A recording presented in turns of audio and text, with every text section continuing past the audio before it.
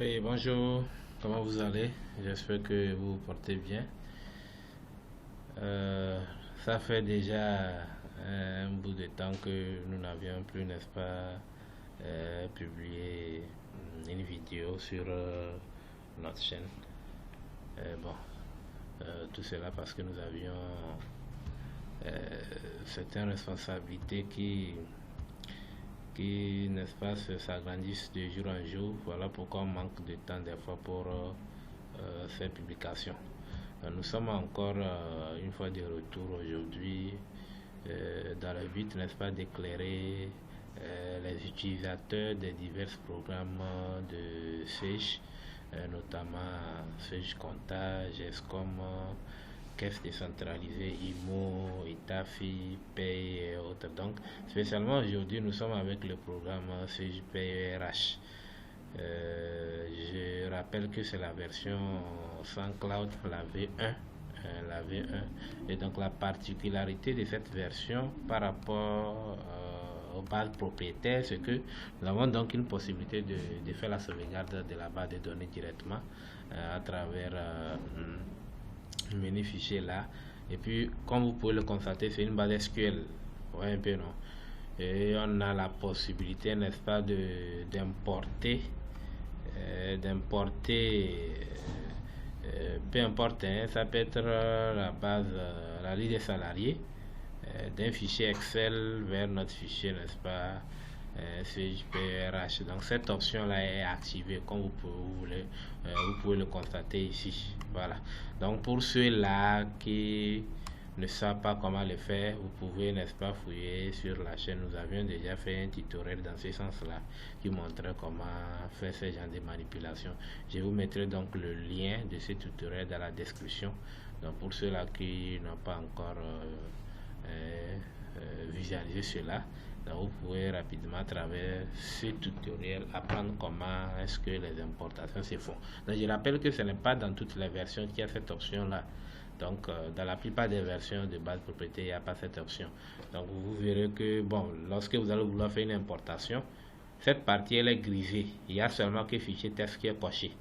Donc, il n'y a pas quelque chose à cocher, à activer quelque part. Ça veut simplement dire que votre version ne le prend pas en compte. Voyez un peu, non? Ok. Donc, le but de notre tutoriel aujourd'hui, c'est d'étudier, n'est-ce pas, une option qui, n'est-ce pas, est une option qui est inutilisée, hein, alors que elle est c'est-à-dire elle a une importance, n'est-ce pas, très capitale, dans la mesure où vous avez une grande base de données, vous avez beaucoup d'effectifs.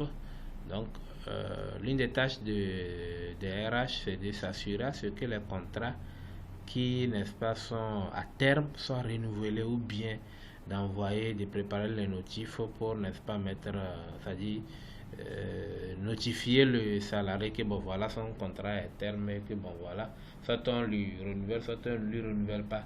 Maintenant à partir de moi vous avez un grand effectif, ce travail devient un peu fastidieux, ça devient un peu fastidieux, donc vous allez voir que cela va ramener, pour ceux-là qui maîtrisent un tout petit peu Excel, ça va faire de telle sorte que le RH serait obligé encore de recréer sa base de façon quotidienne en Excel, histoire de faire les filtres à tout moment. Même s'il fait des filtres, il faudrait qu'il retourne à tout moment visualiser son fichier là, pour ne pas louper un contrat qui est à terme ou bien qui est échu.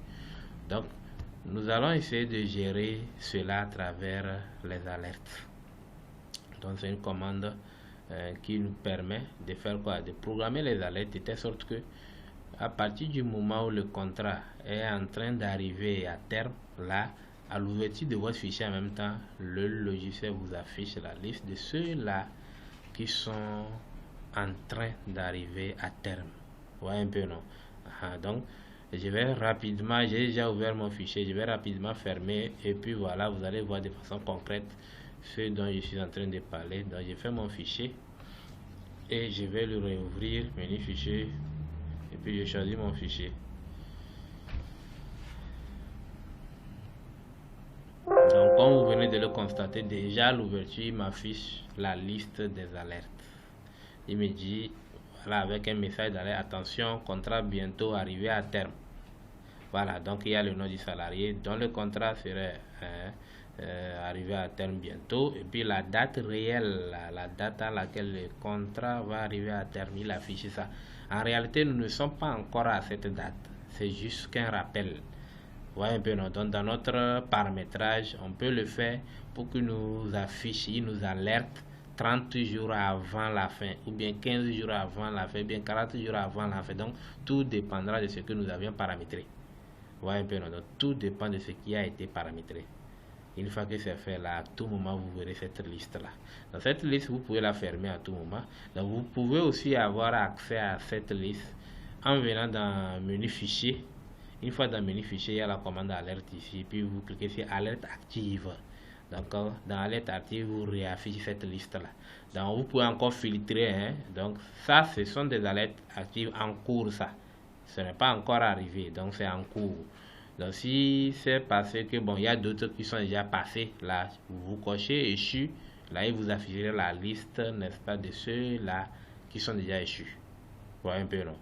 Donc voilà un peu comment ça fonctionne avec cette commande. Donc elle va nous permettre d'être à temps, hein, d'élaborer les notes de notification de renouvellement ou bien notification de fin de contrat à temps, et sans pour autant se tracasser. Et puis on va pas oublier quelqu'un.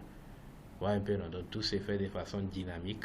Donc à tout moment, dès que vous insérez un nouveau salarié, automatiquement il est pris en compte. Donc je vais revenir dans ma liste des salariés. Ce qui est encore bon, c'est que lorsque vous venez dans la liste des salariés, vous allez voir que quoi, il colore déjà en rouge ceux-là qui sont en cours d'alerte. Ceux-là dont l'alerte, ça dit ceux-là qui sont concernés par l'alerte sont colorés en rouge. Vous voyez un peu, non? Les deux personnes là sont déjà colorées en rouge parce qu'ils sont concernés par l'alerte. Je vais encore créer un nouveau salarié. J'ai fait, bon voilà, créer, ou bien je viens cliquer juste créer ici. J'ai créé monsieur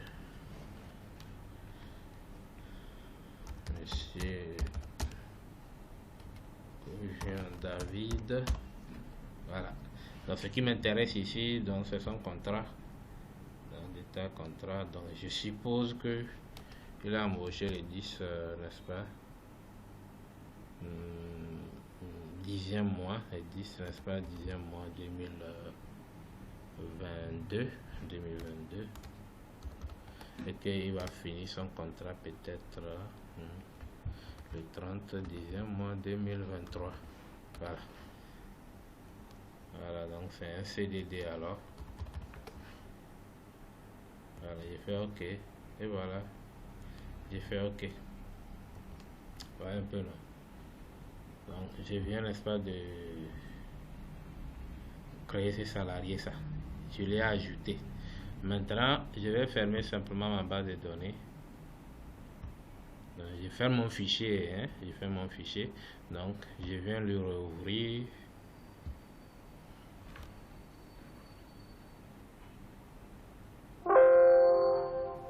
Voilà, donc à l'ouverture, donc normalement mon salarié là était censé, il est censé, n'est-ce pas, faire partie de l'alerte, mais j'ai pas actualisé, n'est-ce pas? Voilà pourquoi. Donc si je viens d'apparaître, c'est le paramétrage que j'avais, n'est-ce pas, déjà fait ça. C'est le paramétrage qui était, n'est-ce pas, fait. Donc pour les alertes, ça. Donc, je vais refermer rapidement et rouvrir mon fichier.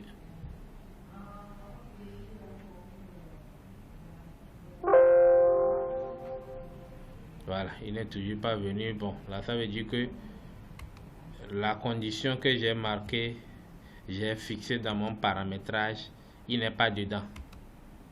Donc il n'est pas dans la condition que j'ai fixée dans mon paramétrage. Je lui ai dit que il doit finir son contrat quand? Le 30 10e mois 2023. Ok, donc il n'est pas concerné par la condition, ça. S'il est concerné par la condition, dès que ça arrive, automatiquement quand j'ouvre mon fichier, le salarié en question va s'afficher dans la liste des alertes. Il sera coloré en rouge comme ceux-là qui sont colorés en rouge là. Voilà un peu, non? Ils seront automatiquement colorés en rouge comme ceux-là qui sont colorés en rouge. Donc c'est comme ça. Donc c'est le rôle en fait de cette commande alerte ça. Donc c'est ce que nous avions voulu, n'est-ce pas, explorer dans ce tutoriel. Donc pour tous ceux-là qui seront intéressés, n'est-ce pas, par une quelconque formation, nous profitons de l'occasion pour vous annoncer que nous avons une session extraordinaire que nous allons lancer la semaine prochaine à partir du 9 octobre 2023. Donc c'est une session qui est faite en ligne aussi. Donc pour ceux-là qui ne sont pas sur place à Lomé, c'est une session au cours de laquelle nous allons explorer de A à Z, n'est-ce pas, le processus CESE, PAYE, RH. Donc depuis la création du fichier, en allant par la création des salariés, le paramétrage du plan de paye, autrement dit les rubriques et les diverses constantes, le traitement, n'est-ce pas, des salaires pour le module paye, la gestion, n'est-ce pas, des acomptes pour gérer les avances et autres, et puis la gestion des prêts. Voilà un peu, donc, et après il y a le module gestion des carrières qui serait mise en évidence, et aussi le module gestion de la formation qui est au programme. Voilà, donc la formation en question va débuter la semaine prochaine, le 9, n'est-ce pas, octobre 2023. Donc, pour tous ceux qui aimeraient participer, vous n'avez qu'à nous contacter à travers le lien que nous allons placer dans la description. Vous nous contactez pour prendre, n'est-ce pas, les détails de cette formation-là. Ok, donc d'ici là, portez-vous bien et on se dit à bientôt. Merci beaucoup et bonne journée.